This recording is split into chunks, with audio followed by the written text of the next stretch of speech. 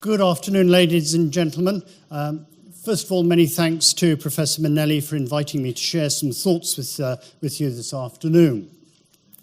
My name's Martin Hougton, as you can see from your notes, and I'm a Senior Associate with Trends Business Research, a commercial practice which focuses on economic and business research. Within the context of the symposium, I propose to present some very practical ideas and techniques that can be applied to identifying and measuring change within local economies and especially cities.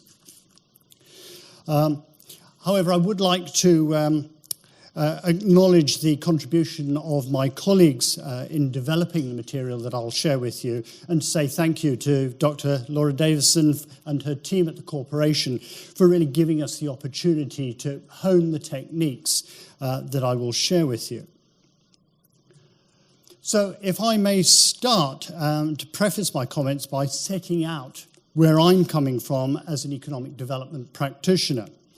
And essentially I take two things. One is a desire to effect change, be this encouraging growth, something that we've been focusing on for some time within an economy, seeking to strengthen a business sector or to just measure progress towards achieving a specific goal.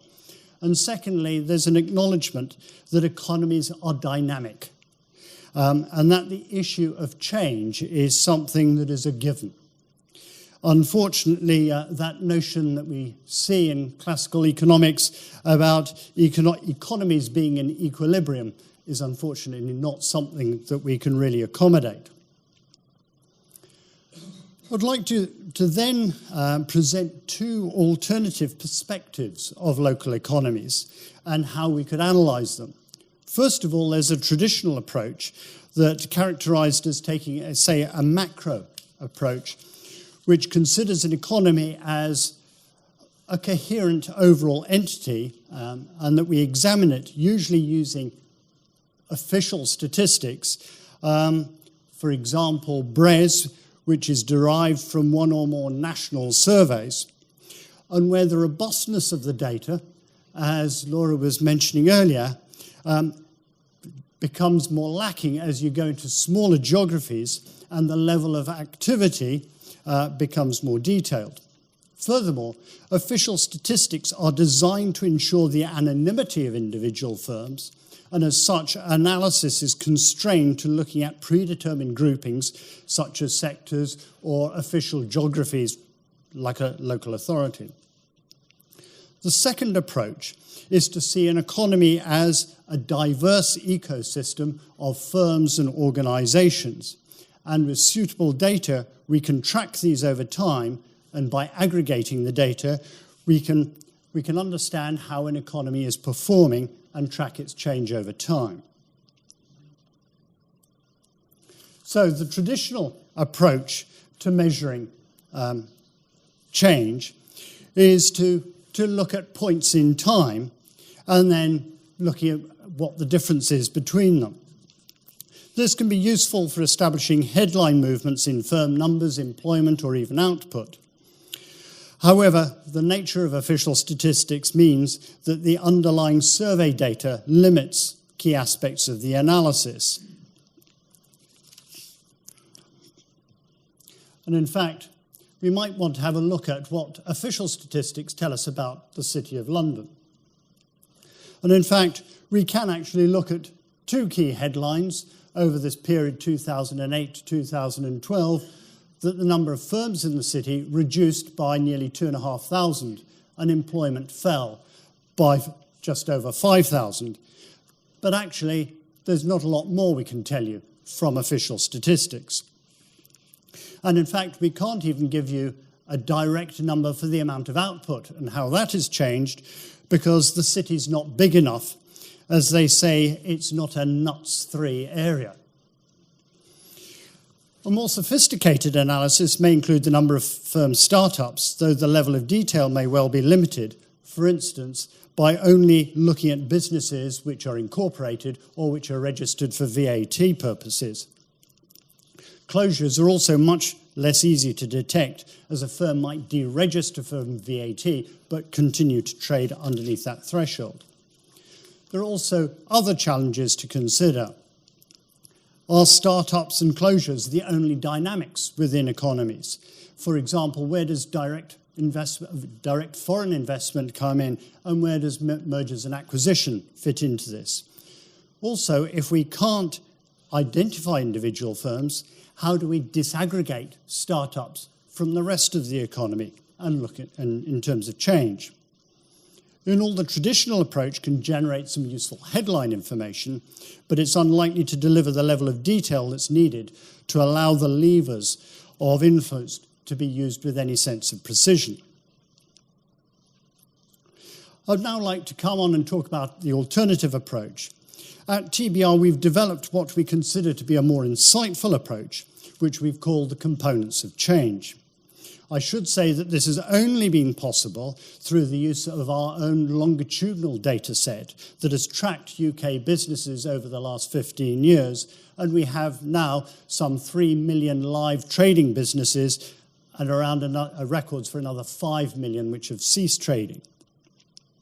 So, what does the components of change comprise? Well, first of all, firm births.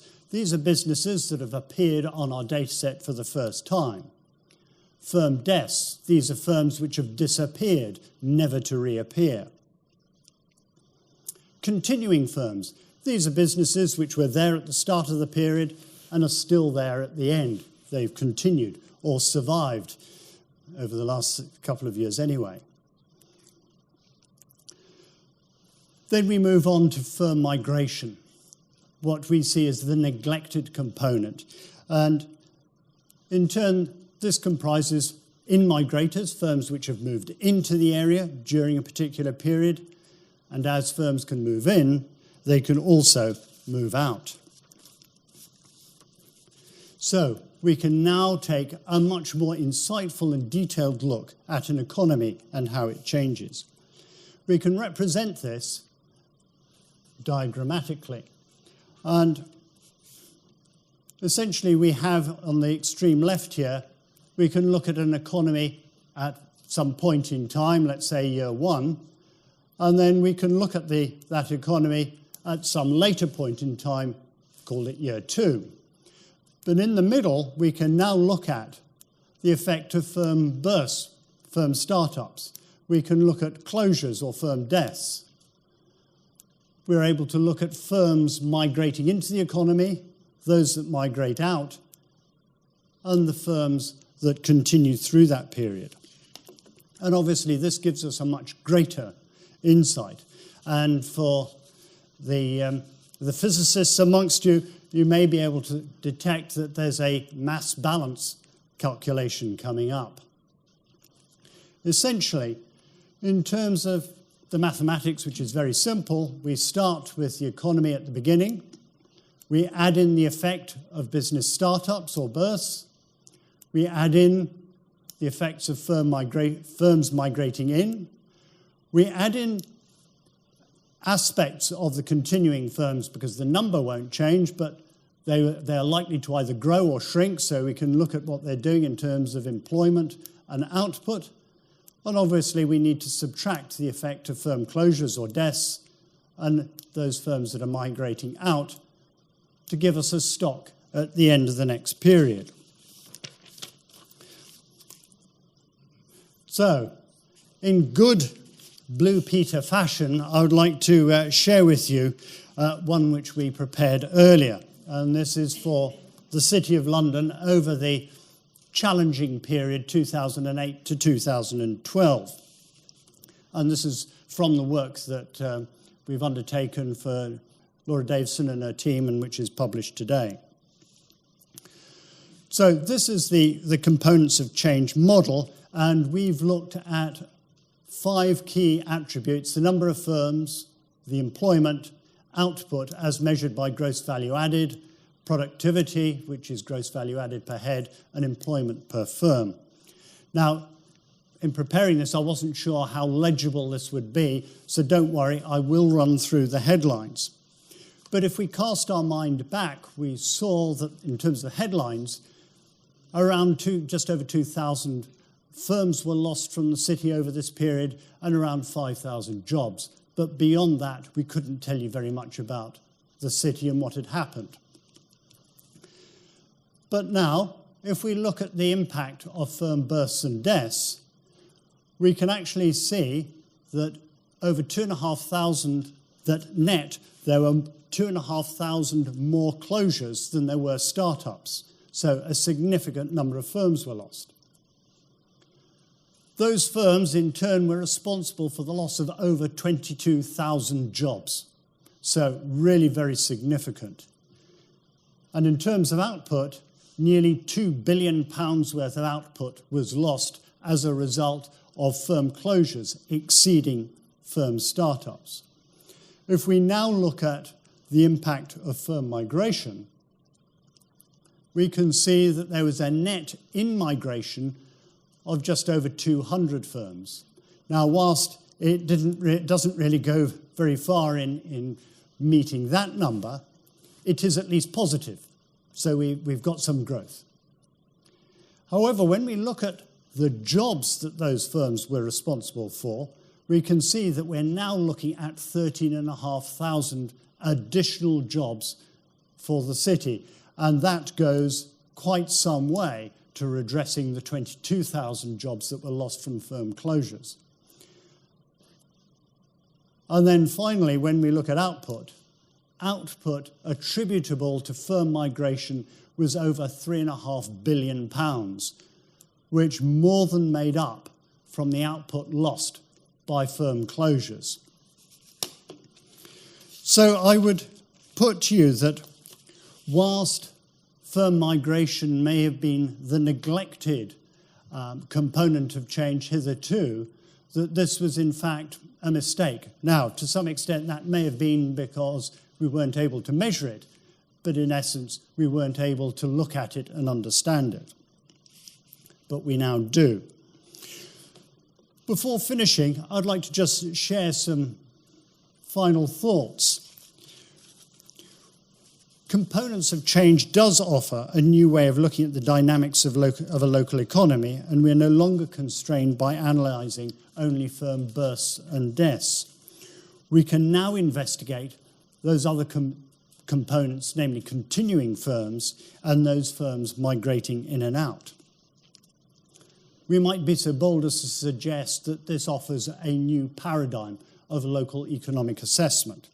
It certainly gets under the skin of local economies in a way that we weren't able to previously. And we can now look at the dynamics and see to what extent do they explain and help us understand the way in which local economies may decline or be improving. It also may suggest some of the things we might need to do to try and revitalise places. We can also test the effectiveness of place marketing and efforts to attract inward investment. We can also start to look at the nature of the property offer. To what extent are firms moving into the new shiny buildings on offer, or are they opting to move into other types of premises? Now, I know critics may suggest that intra-country firm migration merely represents a zero-sum gain, with the city's benefits being at the expense of other areas. However, if we assume that businesses are logical and diligent in their decision to relocate, we may deduce that firms should perform better in their new location than they would have done if they'd stayed where they are. And there is, in fact, some evidence to suggest that this is the case, though further work is now needed. One thing that we haven't been able to address yet is that of mergers and acquisitions and how this is having an impact on the dynamic. But I would like to close by suggesting that the components of change model goes beyond measuring what was measurable, but now allows us at least to count something which really does count in terms of firm migration, and that's certainly for cities anyway. Thank you very much.